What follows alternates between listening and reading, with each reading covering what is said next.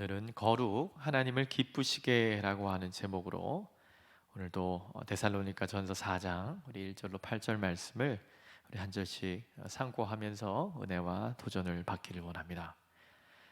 오늘 이 데살로니가 전서 4장은 앞서 보았던 이전 장과는 약간 다른 주제를 다루고 있습니다. 먼저 우리가 1절을 보시면 그러므로 형제들아 우리가 끝으로 이런 말을 하고 있습니다. 일반적인 표현 방법으로 하면 이 끝으로라고 하는 말은 사실 그 다음에 이제 결론이 나와야 하는 그런 표현이지요. 그런데 바울이 기록한 서신서를 보시면 정말로 혹은 끝으로 이런 말이 제법 많이 등장을 하는데 그 다음 바로 결론을 말하지 않고 새로운 주제를 말하는 경우가 많이 있습니다. 그래서 바울이 말하는 지금 이 끝으로라고 하는 말은 앞에 앞장에서 말했던 바를 이제 정리하고 새로운 주제를 말씀하려고 하는 그런 모습으로 보시면 좋을 것 같습니다. 자, 이제 새로운 국면에 또 이 말씀을 또 바울을 통해서 하나님께서 데살로니가 교회에게 보냈는데 그 모습은 무엇이냐면 바로 하나님을 기쁘시게 하는 것을 말하고 있습니다. 데살로니가 전서는 5장까지에 있는 책입니다. 그래서 여러분 우리가 살펴보고 있는 이 4장에서 아직 결론이 내려지지는 않습니다. 새로운 주제가 등장을 하죠. 1장, 2장, 3장에서 다루던 주제가 아닌 전혀 새로운 주제. 바로 1절을 여러분 보시면 하나님을 기쁘시게 할 수 있는지를 너희가 마땅히 어떻게 행하며 하나님을 기쁘시게 할 수 있는지를 말하려고 하는 것입니다. 새롭게 등장하는 주제는 우리가 저와 여러분이 어떻게 행해야 하는가라고 하는 주제입니다. 그리고 그 행함이라고 하는 그 주제를 지배하는 궁극적인 목표는 뭐냐면 하나님을 기쁘시게 하는 것이었습니다. 사랑하는 성도 여러분, 4장은 데살로니가전서 4장은 어떻게 우리가 행해야 하는가, 더 쉽게 적용하자면 우리가 어떻게 살아야 하는가 하는 주제를 다루고 있습니다. 저와 여러분이 아시는 것처럼 기독교는 행함으로 구원을 받는 종교가 아니죠. 우리의 행함이나 어떤 근거를 들어서 구원에 이를 자가 아무도 없다고 성경은 말합니다. 모두 죄인이기 때문에 죄인인 상태로 이 땅에 태어나기 때문에 자신의 행동과 행함을 근거로 구원에 이를 사람은 아무도 없는 것이죠. 그래서 기독교는 은혜로 믿음으로 정말 자격 없이 구원에 이르게 되는 진리를 성경은 가르칩니다. 우리는 또한 그 사실을 믿음으로 받아들입니다. 그런데 그러다 보니까 많은 사람이 기독교는 행함이 없어도 되는 종교인가 보다 라는 생각을 하게 됩니다. 여러분 어떻게 생각하십니까? 여러분 정말 우리가 믿는 예수가 우리가 따르는 이 기독교의 진리가 행함을 말하고 있지 않습니까? 네, 전혀 그렇지 않죠. 우리의 행함이 조건이나 근거가 되어서 구원에 이르는 것은 아닙니다. 그러나 우리가 구원을 받았다면 반드시 우리의 행함이 따르게 되는 것을 우리는 경험하게 됩니다. 그리고 그 행함을 지배하는 핵심 목적은 여러분 예수를 알게 되면 더 이상 교회를 다니지 않고 교회를 어떻게 하게 되죠? 섬기는 재직이 되죠. 교회는 다니는 곳이 아니라 섬기는 곳으로 우리가 믿음으로 알게 돼요. 죽었던 죄와 허물로 영원히 죽음 가운데 있었던 우리 인생이 영원한 하나님의 사랑으로 나를 택해 주셨다고 하는 사실을 깨달아지자 이제는 교회를 섬기게 되고요. 교회 안에 여러 가지 굳은 일들을 감당하게 되고 교회 안에 직분을 얻고 교회를 끝까지 섬기게 되는 것이죠. 많은 행위와 행동들이 우리 안에서 시작됩니다. 그러나 우리가 교회 안에서 섬기고 예수를 위해서 행하는 그 모든 행함의 목적이 무엇이죠? 우리가 구원받기 위함이 아니라 하나님을 기쁘시게 해드리기 위해서 받은 은혜의 감사의 마음으로 우리의 마음과 생각이 움직여져서 우리에게 표면상으로는 이런 행위가 나오게 되는 것이죠. 그러므로 기독교는 행함이 없는 구원을 가리키는 종교가 아닙니다. 기독교는 자격 없는 사람들로 구원에 이르게 하고, 그렇게 얻은 구원의 중요한 표시인 바로 행함이라고 하는 것이 드러나는 종교이지요. 우리는 불완전한 존재이기 때문에 행함으로 구원에 이를 수 없지만, 구원을 받았다면 행함을 통해서 분명한 변화라고 하는 것이 저와 여러분의 삶에서 나타나게 되는 것입니다. 그러므로 행함으로 우리 삶의 행함의 목적을 확인해야 하는데, 우리가 더 거룩하게 되거나 우리가 더 하나님 앞에 멋진 모습으로 나아가기보다는 하나님을 기쁘시게 해드리는 것이 우리 모든 삶의 목적, 우리의 모든 행함의 목적임을 우리는 보게 되는 것입니다. 주 안에서 사랑하는 여러분, 이 행함이라고 하는 주제를 본격적으로 다루기 전에 먼저 바울은 이 사실을 주목하게 합니다. 기독교인들이 윤리와 관계된, 윤리는 저와 여러분이 어떤 행동을 해야 되는가라고 하는 말을 말합니다. 기독교인들의 윤리와 관계된 핵심 목적이 하나님을 기쁘시게 함이라고 하는 사실을 더욱 강조합니다. 앞서 살펴본 대로 데살로니가전서 2장을 보면 그 데살로니가 교회 성도들이 사람을 기쁘게 하지 않고 하나님을 기쁘게 하기를 원한다라고 하는 바울의 표현대로 그들이 그런 칭찬을 얻었던 것을 볼 수 있어요. 우리 삶의 윤리적인 목표가 분명하게 특정한 사람들을 유익해 하는 것을 넘어서 하나님을 기쁘시게 함에 있었다라고 하는 사실을 다시 한번 강조하고 있는 것이죠.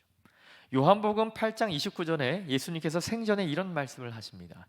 나는 항상 아버지가 기뻐하시는 일을 행함으로 아버지가 나를 혼자 두지 않으신다.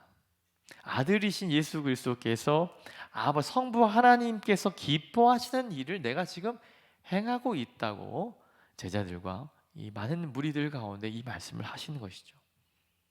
정확하게 인생이 해야 될 일이 있다면 그 모든 행동의 목적은 바로 하나님을 기쁘시게 함이다라고 하는, 여러분 정말 우리가 알고 있는 사실이지만 이 사실이 무엇보다 중요하다고 바울은 강조를 하고 있는 것입니다.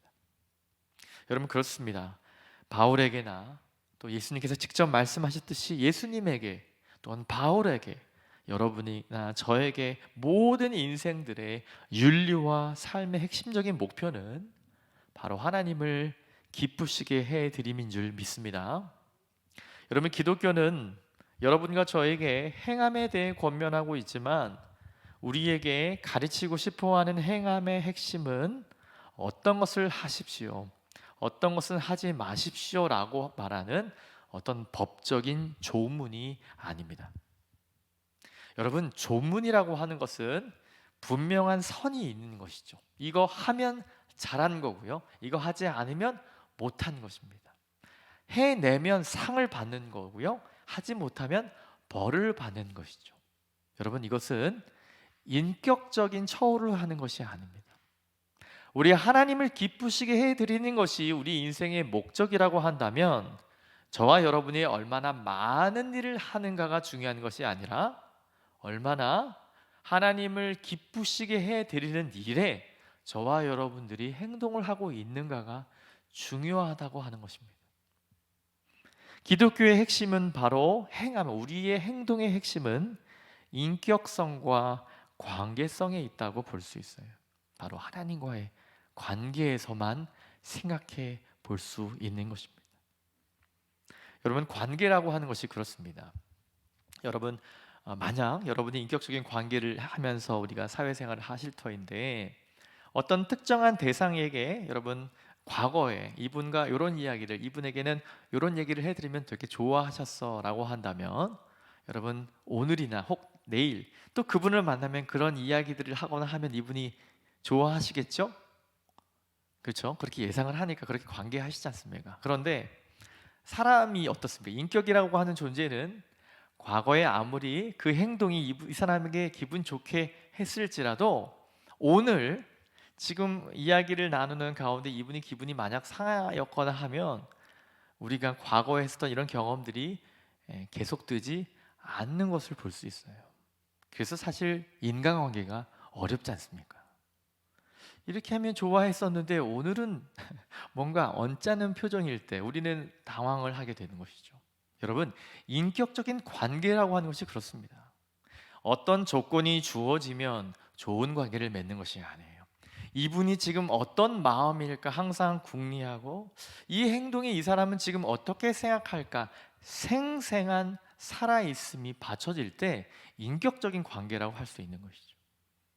여러분, 하나님을 기쁘시게 하는 것은 바로 이것입니다. 우리가 더 많은 기도를 하는 것, 더 많은 예물을 드리는 것보다 정말 하나님이 원하시는 것을 선택하려고 우리가 분주하게 움직이는 것이 하나님이 정말 원하시는 행함이다라고 하는 사실을 기억하길 바랍니다.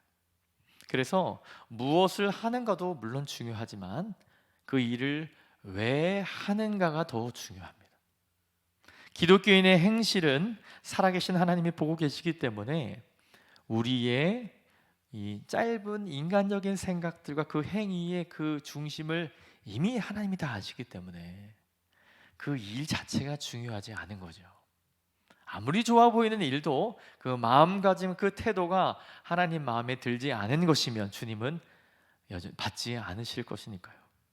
네, 성경은 구약과 신약을 통틀어서 이런 관계성과 인격성으로 저와 여러분을 대하고 계심을 우리는 보게 됩니다.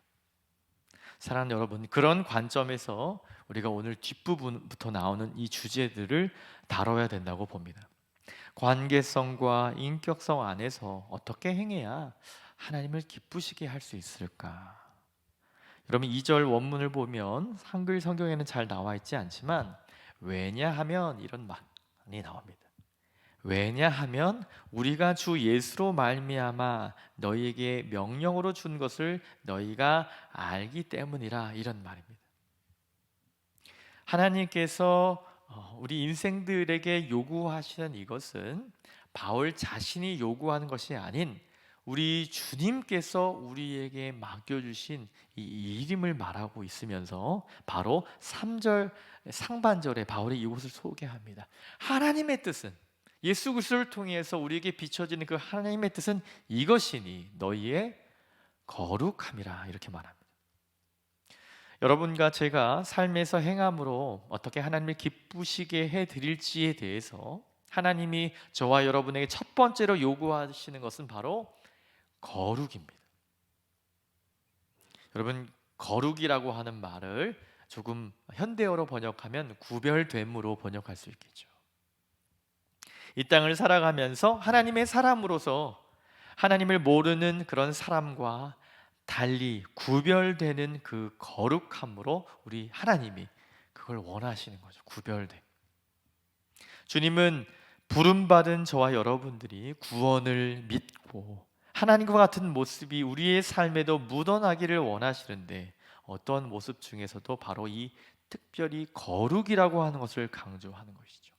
의롭지 못하고 경건하지 못하고 정결하지 않은 이 세상 속에서 하나님의 백성으로, 하나님의 아들과 딸로 부름받았다라고 하는 중요한 특징 중에 하나, 바로 거룩임을 다시 한번 말하고 있습니다. 사실 이 거룩이라고 하는 주제, 또 우리 지난 주간에 우리 담임 목사님 말씀 가운데도 큰 주제 중에 하나였습니다. 굉장히 다양한 요소들을 가지고 있는데 오늘 본문은 그 거룩의 중에서도 한 주제를 소개하는데, 하나님이 원하시는 뜻, 하나님의 뜻은 이것이니 너희의 거룩함이라, 곧 음란을 버리고. 이 곧은 지금 바울이 말하려고 하는 그 거룩, 저와 여러분에게 행함으로 나와야 될 하나님이 정말 기뻐하시는 그 일은 음란을 버리는 것이라고 말하고 있습니다.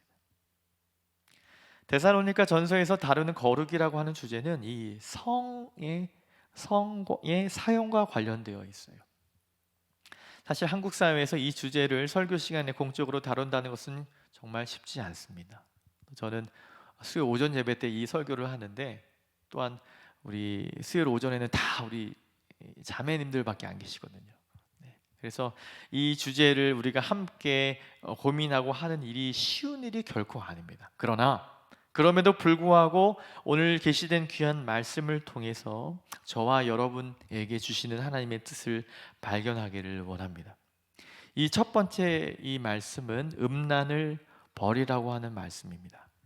사랑하는 여러분, 거룩한 삶으로 부름받은 여러분과 제가 이 성에 대해서 거룩하게 되려면 어떻게 해야 되는가? 첫 번째, 음란을 버려야 합니다. 여러분, 이 버리라고 하는 말은 사실 굉장히 강한 단어로 적혀져 있습니다. 말하자면 여지를 남겨놓지 말고 완벽하게 이렇게 칼로 잘 구별해서 잘 잘라서 완전히 이 버리는 것을 뜻합니다.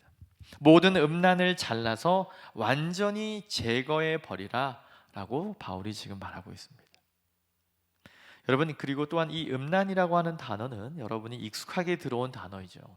그런데 구체적으로 어떤 것입니까? 라고 얘기하기에는 사실 여러분 한번 아이들에게 설명하신다고 해보십시오.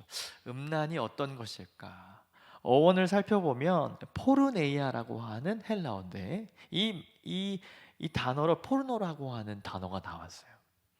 그러니까 음란과 포르노와 포르네이아는 같은 계통으로 볼 수 있는데, 문자적으로 포르네이아를 번역을 하면 불법적인 성행위를 종합적으로 말하는 겁니다. 그러니까 결혼 제도 안에서 하나님이 디자인하신 결혼이라고 하는 이 질서 안에서 행한 것이 아닌 그 밖에서 행해지는 불법적인 모든 이런 것들을 음란이라고 말하고 있는 겁니다. 성경은 성적인 행위가 가능한 관계를 결혼 안에서만 제한을 하지요. 그러니까 결혼을 벗어난 모든 불법적인 이러한 것들을 종합적으로 말할 때 이 포르네이아라고 하는 말을 쓰고, 그것은 한글 성경은 음란이라고 번역합니다. 우리 주님은 여러분과 저에게 거룩한 삶을 촉구하시면서 결혼을 벗어난 모든 성적인 관계를 잘라서 버려야 한다고 말합니다. 조금이라도 이 여지를 두거나 조금이라도 머뭇거려서는 안 되고, 도망치거나 그 자리에 머물러 있어서도 안 된다고 하고, 잘라서라고 말합니다. 완벽하게 단절되도록 만들어야 된다. 이것이 거룩을 지키는 것이라고 말하고 있습니다. 여러분, 성경에서 왜 이러한 말을 할까? 특별히 성경이 기록된 데살로니가, 또 특별히 이 로마 제국은 성적으로 굉장히 문란했던 때로 봅니다. 적지 않은 사람이 결혼 밖의 이런 관계들을 옳고 그름에 대한 가치도 없고요, 매우 쉽게 생각했습니다. 고위 직분에 있는 귀족들이나 공부를 많이 한 학자들은 의례에 지적인 그런 정부를 두었어요. 또 동성의 그런 그 소년들과 함께 그런 부끄러운 일들을 행했다고 하는 것을 우리는 쉽게 찾아볼 수 있습니다. 마음껏 그런 음란한 일들을 성행했던 거예요. 특별히 여러분, 고린도 교회에 이러한 부분이 또 다시 음란에 대한 얘기가 나오게 되는데, 특별히 고린도 교회는 여러분 초대교회 유대인들 계통의 이제 바울의 이 전도, 이 복음을 듣고 변화되어서 신앙인이 된 그들도 예배 이후에, 고린도 교회 이후에 3천 명 이상의 이 창기들이 밖에서 기다리고 있었다라고 하는 기록을 통해 보면, 많은 성도들이, 또 많은 당시의 사람들이 이 음란한 가운데 잘라냄 없이 살고 있었다라고 하는 것을 보게 되는 겁니다. 더욱 많은 종교인까지도 이런 부끄러운 일들을 추구할 정도로 문란을 부추겼던 곳이 당시 로마 사회였고, 당시 데살로니가였습니다. 또 여러분, 이 바울이 지금 어디에서 편지를 쓰는지 아시죠? 고린도라고 하는 지역에서 쓰는데, 특별히 여러분 데살로니가 전서를 쓰고 있는 이 지역이 고린도였는데 굉장히 문란한 곳으로 유명한 도시였죠. 그래서 이 동사 중에 이런 동사가 있어요. 코린티아 조마이라고 하는 헬라 동사가 있는데, 어떤 뜻이냐면 고린도 사람처럼 행동하다라고 하는 단어예요. 얼마나 그 사람들이 문란하고 말도 안 되게 살았냐면, 그 사람들을 고유명사화 된 표현으로 고린도 사람처럼 행동하다, 의역하면 음란하게 방탕하게 살다라고 하는 말로 이게 성경에 나오는 단어이기도 합니다. 음행과 간음이 얼마나 문란했던 그 시대를 대변해 주는 표현이죠. 사랑하는 여러분, 그런 시대를 사는 데살로니가 성도에게 바울은 우리 하나님이 요구하시는 거룩을 설명하기 위해서 정말 제일 필요한 첫 번째 관문으로 이 음란을 자르라고 말하고 있는 것입니다. 아무리 시대가 달라져도 여러분과 저는 성도로서 하나님을 기쁘시게 하도록 부름받은 자이기에 이러한 음란만 가운데 여러분 결코 주저하지 않고 잘라내는 노력이 우리에게 필요함을 기억하시기 바랍니다. 이어서 4절과 5절을 한번 보십시오. 각각 거룩함과 존귀함으로 자기 아내에 대할 줄을 알고 하나님을 모르는 이방인과 같이 세욕을 따르지 말고. 이 4절은 사실 굉장히 여러 가지 논란이 많은 구절이라고 합니다. 4절에 나오는 아내에 대할 줄을 알고 라고 표현했을 때 이 아내가 단순하게 와이프라고 얘기하지 않고요, 원어를 보면 그릇이라고 되어 있어요. 그릇. 여러분 아시는 바울이 많은 비유에서 나오는 약한 이 질그릇, 쉽게 잘 깨지는 그런 그릇 있지 않습니까? 그 단어를 사용했습니다. 이렇게 번역할 수 있어요. 각각 거룩함과 존귀함으로 자기의 그릇을 대해야 된다라고 번역할 수도 있어요. 그러나 많은 우리 한국 성경학자들은 아내라고 잘 번역한 것이죠. 이것은 우리에게 특별히 남성 위주의 언급이기도 합니다. 우리 자매들은 남편이라고 생각하시면 좋겠습니다. 우리에게 허락하신 이 아내와 남편을 우리에게 가장 소중한 또 연약한 그릇으로 알고 그들을 대해야 되는데 어떻게 대해라는 겁니까? 거룩함과 존귀함으로 대해라. 이 표현은 사실 성을 사용하기를 권면하고 있는 것인데, 그러면 가장 합법적으로 하나님께서 허락하신 이 관계 안에 당연히 결혼 안에서의 관계가 있죠. 그런데 결혼 관계 안에서만 그런 관계를 맺을 수 있죠. 그렇게 이 성을 사용할 때조차도 어떻게 해요? 거룩하고 존귀하게 사용을 하라고 말하고 있는 겁니다.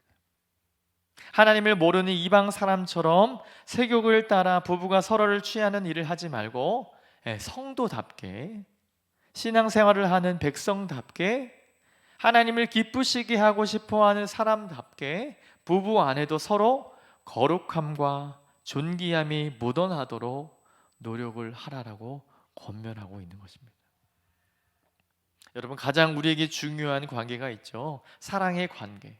또한 거기에서 무엇이 필요합니까? 서로 귀하게 여김이 필요합니다. 소유하는 것이 아니라, 구입하는 것이 아니라 뭐죠? 사랑을 하는 것이고 귀하게 여기는 것이죠. 여러분, 기독교는 절대로 성을 나쁜 것이라고 여기지 않습니다. 하나님이 주신 귀한 선물이라고 말하죠. 한 남자와 한 여자가 되는 그 귀한 성은 매우 귀한 선물이고, 서로 사랑할 때 그 사랑을 온전하게 만들어주는 관계입니다. 하나가 되게 만들어주는 신비이죠.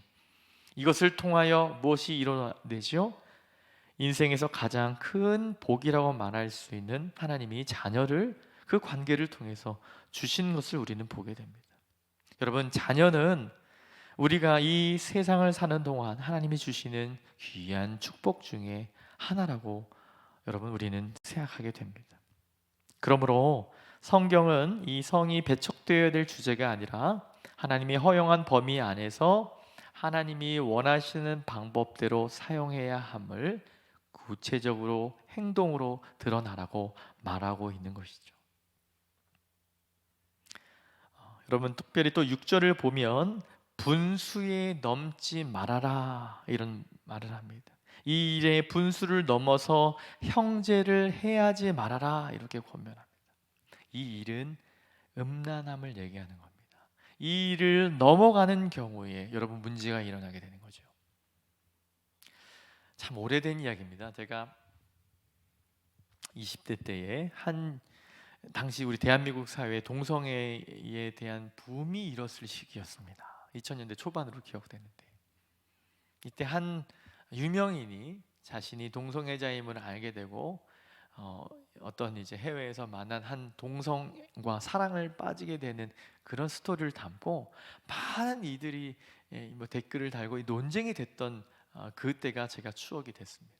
그때 아, 아마 댓글을 크리스찬이 아마 적은 것 같지만 아주 중요한 이야기를 하게 되어서 굉장히 지금도 기억되는 것이 있는데, 그 무엇이냐면 그 사람이 해외에서 만난 다시 진정한 사랑이라고 말하잖아요. 그들은 동성애에 대한 부분이 진정한 사랑을 알게 되어서 그 사랑을 나누면 그 사랑이 조금 분리가 되어서 슬퍼하는 이야기처럼 이야기했지만, 그 사람의 그 사랑이라고 말하고 하는 것 때문에 어떻게 되는 거예요? 그 가정은 다 깨어져 버렸다라는 거예요. 그 아이와 그 아내는 이미 지금 어떤 회복도 상상할 수 없는 큰 슬픔 가운데 있는 것을 왜 생각하지 않습니까? 이런 얘기들이었어요. 여러분, 이런 부분은요, 많은 학자들과 많은 지성인들의 어떤 비평보다 바울이 이렇게 말하고 있어요. 이 일의 분수를 넘게 되는 것은요, 형제를 해하는 행동이 되는 것이죠. 특별히 여러분, 부부간에서도 서로 한눈을 판다거나 바람을 피고도 하는 것이 얼마나 큰 상처로 가정 안에 도래하게 되는지 우리는 많이 듣게 됩니다. 근데 요즘 시대는 어떻게 됩니까, 여러분?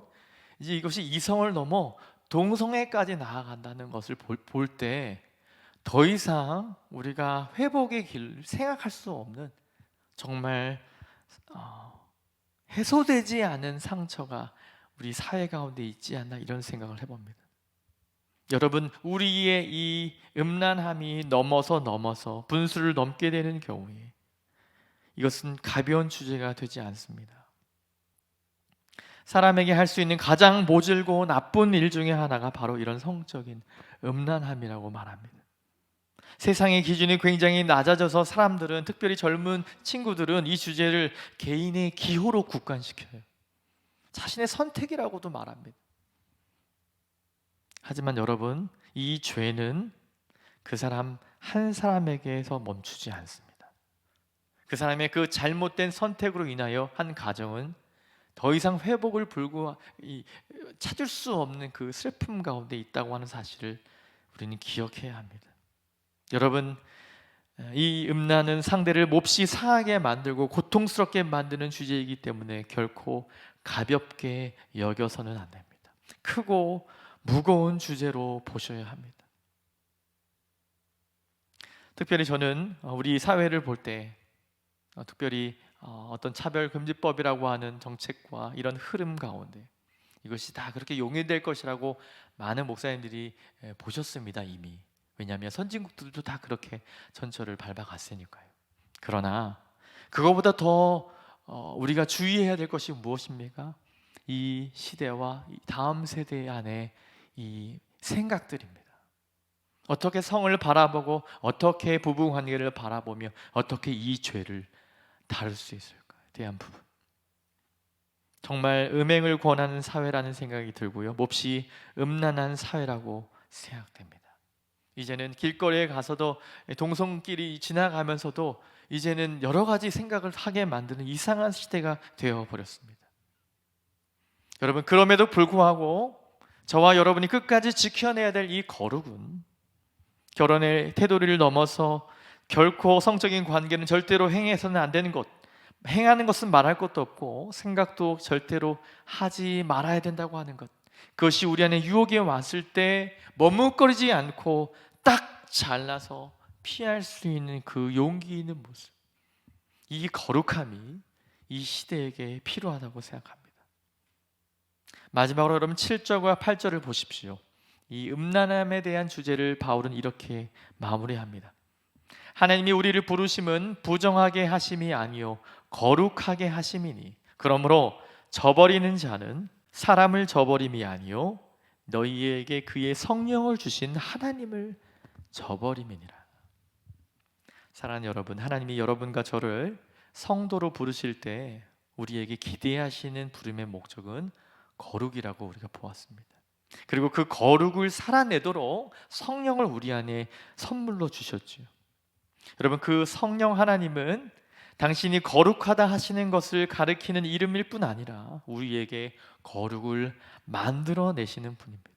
하나님이 우리를 부르셔서 거룩으로 계속 구별해 놓으시고 우리가 그런 삶을 살아갈 수 있도록 성령을 내 안에서 내주하시는 그분이 계속 우리에게 말씀을 또 마음을 주시는데도 불구하고, 그럼에도 불구하고 우리가 그러한 죄에 넘어진다면 여러분, 이것은 무엇입니까?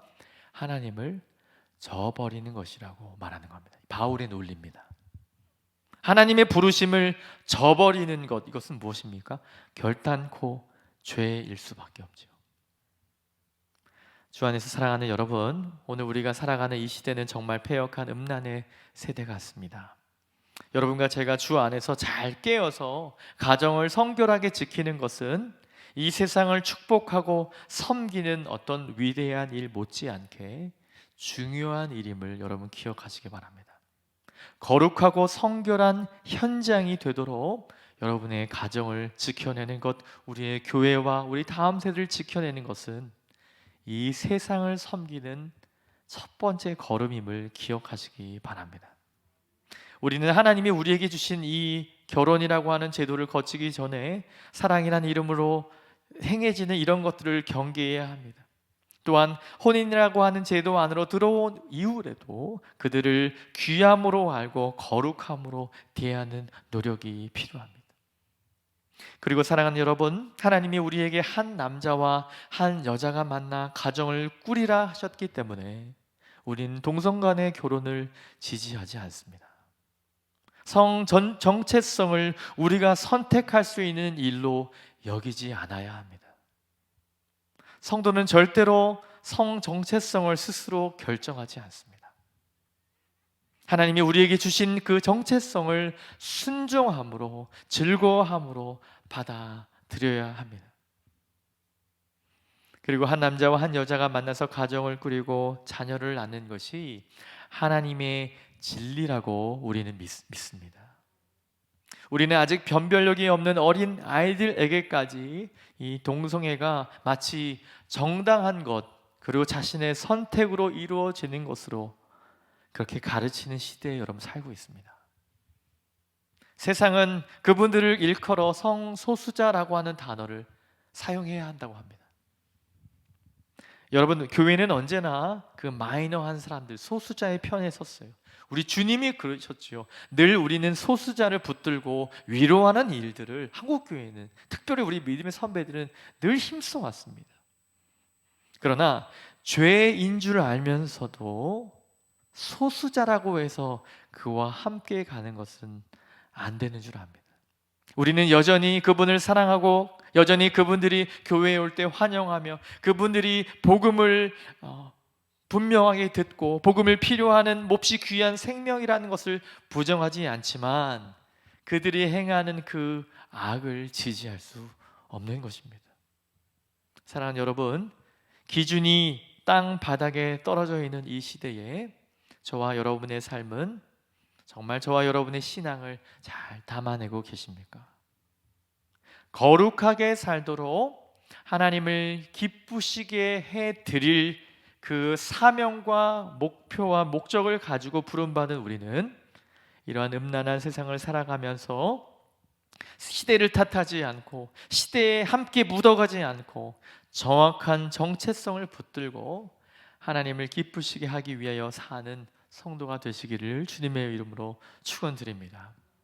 부부관계 안에서 성생활을 할 때에도 거룩한 성도담이 묻어나고 상대에 대한 배려와 존중이 살아있고, 여러분, 그러한 삶이 거룩하고 경건한 자녀들을 길러낼 줄 믿습니다. 어떤 것이 성경적인 성교육입니까? 이런 질문을 많이 받습니다. 경건한 아버지와 경건한 하나님을 경외하는 그 어머니가 두 분이 그렇게 사랑을 나누며 서로를 존중하며 사는 그 삶이 가장 성경적인 성교육인 줄 믿습니다. 이 시대의 많은 풍조 때문에 우리 아이들도 많이 혼재할 거고요. 특별히 우리 젊은 청년들 여러 가지 질문들을 던집니다. 분명하게 다 대답을 해줄 수 있지만 아직 소화가 되지 않기 때문에 시기를 들어서 시간을 들여 기도하면서 풀어가죠. 가장 좋은 일이 무엇일까요? 우리 안에 생겨지는 음란함을 잘라내는 연습들, 하나님께서 우리에게 주신 귀한 사명을 끝까지 지키려고 하는 노력들, 그렇게 사는 우리 아버지 세대와 어머니 세대 그 모습을 바라볼 때 우리 다음 세대는 바른 가치를 찾을 줄 믿습니다. 성령께서 좋은 모델을 그들 가운데 보이게 할 것이고, 바른 선택으로 하나님께서 지켜주셔서 건강한 이 거룩을 이루어내실 줄 믿습니다. 이 일에 여러분 함께 기도해 주시고, 특별히 어지러운 이 세상 가운데 말씀의 진리와 거룩함의 이 첫 번째 걸음인 이 음란함을 잘라내는 일에 우리 모두 기도함으로, 또한 이것을 잘 전수해 줌으로 승리하는 귀한 성도들 되시길 바랍니다.